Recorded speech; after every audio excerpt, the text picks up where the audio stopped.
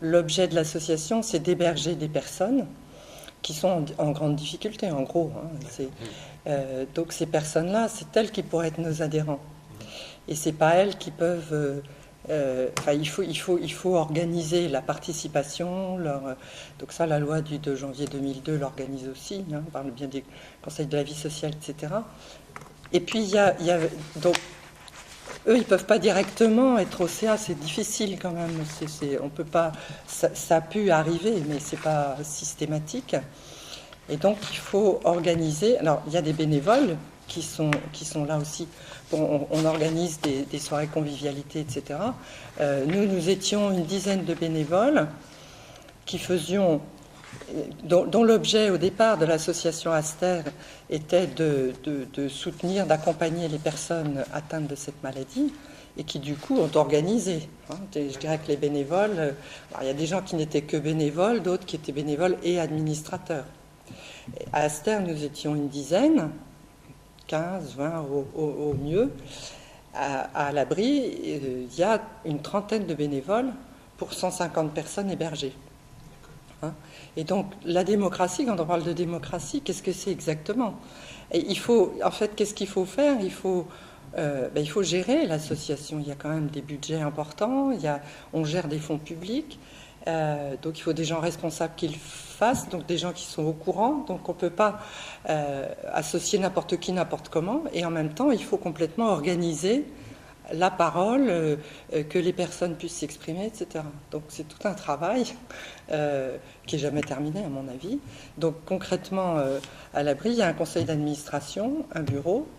Le conseil d'administration se réunit régulièrement. Il y a, je crois que on est 16 personnes. Il y a donc les bénévoles à côté. Il y a aussi les salariés qui peuvent, qui s'expriment. Donc il y a toute une vie qui se rapproche un petit peu de ce qui peut se passer dans une entreprise d'ailleurs. Et tout ça, à mon avis, c'est en tension. Enfin, en tension. Pas en tension conflictuelle, mais je veux dire que c'est toujours à réfléchir. Et quand on a réfléchi sur le projet associatif, ça a été au cœur aussi de la réflexion.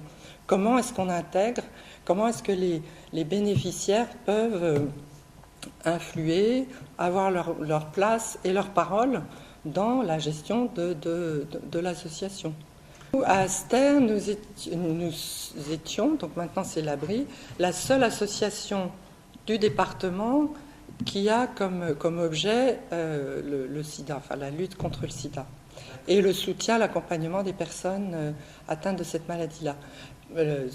Pour la prévention, nous sommes la seule association qui fasse de la prévention dans ce domaine. Dans tout le département, voire on déborde sur la région parfois, puisqu'on fait quelques interventions du côté d'Elbeuf.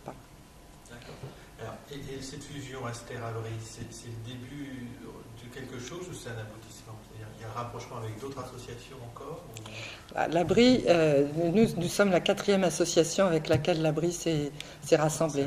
Donc l'aboutissement, non, je pense que ça peut être ouvert. Mais enfin, il ne faut pas non plus trop vouloir... Non, il faut rester dans un objet précis. Enfin, je veux dire, on peut pas. C'est pas l'association attrape tout. Mais à mon avis, tel que je vois les choses, dans ce domaine, dans le domaine médico-social, les fusions sont pas terminées.